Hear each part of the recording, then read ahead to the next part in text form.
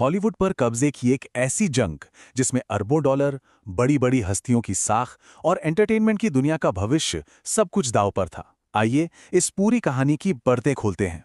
तो हमारी कहानी का पहला अध्याय एक ऐसे मोड़ से शुरू होता है जिसके बारे में किसी ने सोचा भी नहीं था। जरा इस रकम को देखिए, 2.8 अरब डॉलर। ये वो रकम है जो एक डील टूटने पर सिर्फ टर्मिनेशन फीस के तौर पर चुकाई गई।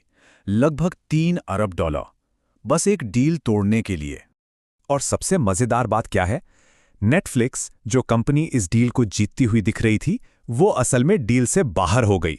मतलब डील तो हाथ नहीं लगी, लेकिन जेब जरूर भर गई। तो सवाल यही उठता है कि आखिर ये हुआ कैसे? एक जीती हुई बाजी का विनर इनाम छोड़कर इतनी बड़ी रकम लेकर क्यों चला गया? इसी रहस्य से आज हम पर्दा उठाएंगे। अब मिलते हैं इस पूरी कहानी के दो सबसे अहम किरदारों से, जिनके बीच ये सारा कॉर्पोरेट घमासान हुआ।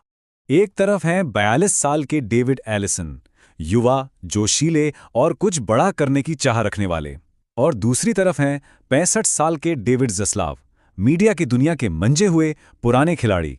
ये सिर्फ दो कंपनियों की नहीं, बल्कि दो पीढ़ियों की भी टक्कर थी। इस बातचीत से ये साफ पता चलता है कि मामला सिर्फ बिजनेस तक ही सीमित नहीं था, ये पर्सनल हो चुका था। पर्दे के पीछे ऐसी बातें हो रही थीं जो किसी कॉर्पोरेट डील से ज्यादा एक निजी लड़ाई की तरफ इशारा कर रही थी। तो चलिए अब कहानी में थोड़ा पीछे चलते हैं और देखते हैं कि इन 12 हफ्तों में आखिर हुआ क्या था। कैसे लगातार बोलियां बढ़ती गई और मुलाकातों का दौर चला। देखिए, ये सिलसिला कैसे चला। 14 सितंबर को पैरामाउंट ने पहली पेशकश की, फिर 30 सितंबर को उसे बढ़ाया, लेकिन 31 अक्टूबर को जो हुआ वो कमाल था। एक डिनर में ज़स्लाव ने नेटफ्लिक्स के सीईओ की तो जमकर तारीफ की, लेकिन उसी कमरे में मौजूद एलिसन को पूरी तरह इग्नोर कर दिया। सोचिए कितना तनाव बढ़ा होगा। पैरामाउंट की तरफ से सब्र का बांध अब टूट रहा था। एक के बाद एक कुल 6 बार उन्होंने अपनी पेशकश को बेहतर किया, लेकिन दूसरी तरफ से ऐसा लग रहा था मानो कोई जानबूझकर मामले को लटका रहा है। और यहीं से खेल पलट गया। बातचीत के सारे दरवाजे बंद हो गए और अब शुरू हुई असली जंग, वो भी सबके सामने। पैरामाउंट ने अपना आखिरी दांव चला, $30 प्रति शेयर, वो भी पूरा का पूरा कैश। ये एक ऐसी पेशकश थी जिसे ठुकराना लगभग नामुमकिन था। लेकिन कहानी में एक और जबरदस्त मोड़ आया।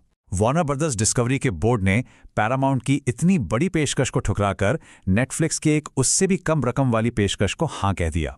ये थी नेटफ्लिक्स की पेशकश, $27.75 प्रति शेयर। पैरामाउंट के $30 के ऑफर के सामने ये काफी कम थी, फिर भी इसे चुन लिया गया। ये डेविड एलिसन की तरफ से डेविड